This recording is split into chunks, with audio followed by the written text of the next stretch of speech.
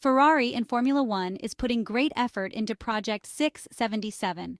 This refers to the 2025 car, which will be a revised and corrected evolution of the SF24 single-seater.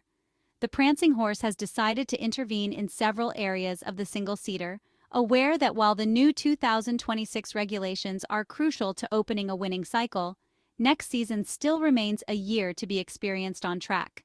The goal for the 2025 Formula One World Championship is not to play a secondary role, but to be a frontrunner fighting at the top. Without a doubt, one of the most closely watched areas by the Italian team concerns the mechanics of the car. The suspension design will be revised in terms of geometry in order to find the perfect interaction with the car's aerodynamics. The sidepods will also undergo a significant reshaping. On this point, a clarification is needed.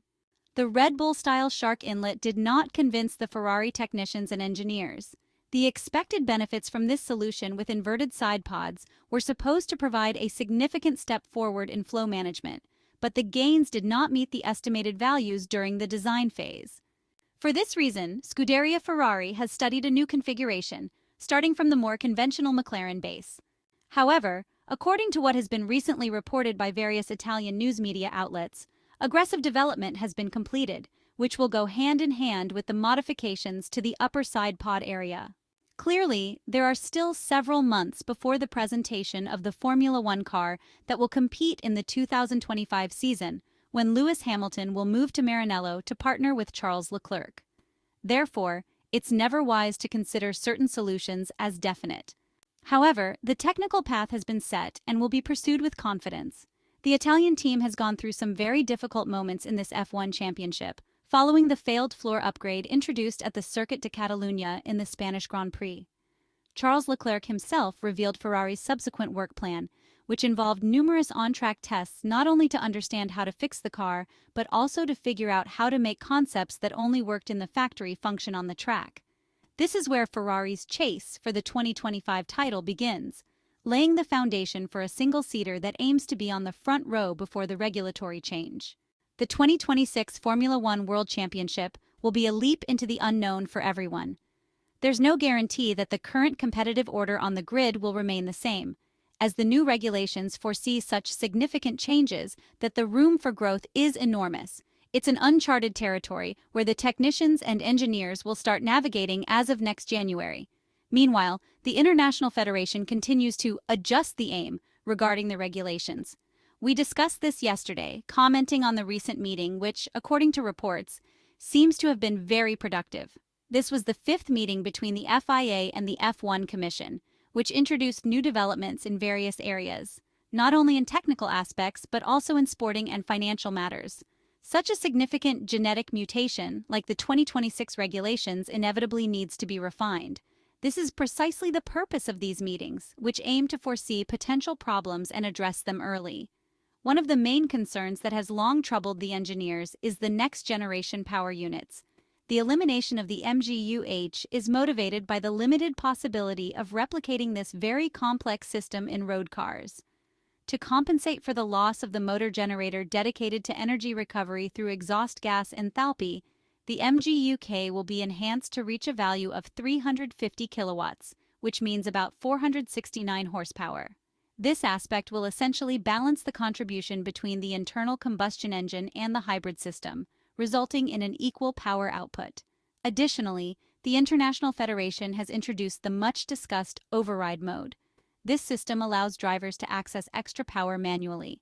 When activated, this mode ensures that the motor generator recovering kinetic energy during braking continues to deliver maximum power of 350 kilowatts beyond 340 kilometers per hour, up to a speed of 355 kilometers per hour.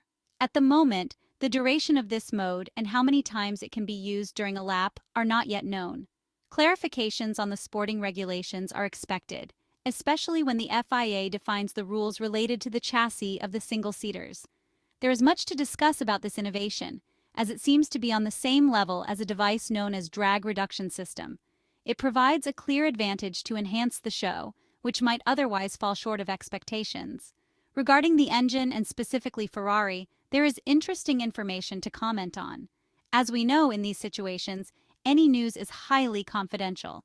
which makes it difficult to confidently affirm the success of Ferrari's work on the 2026 power units.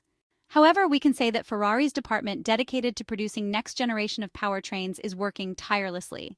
The Maranello team is in an important transitional phase, a historic moment in which it is trying to build a winning group. For a few days now, Leclerc has taken full control at a technical level.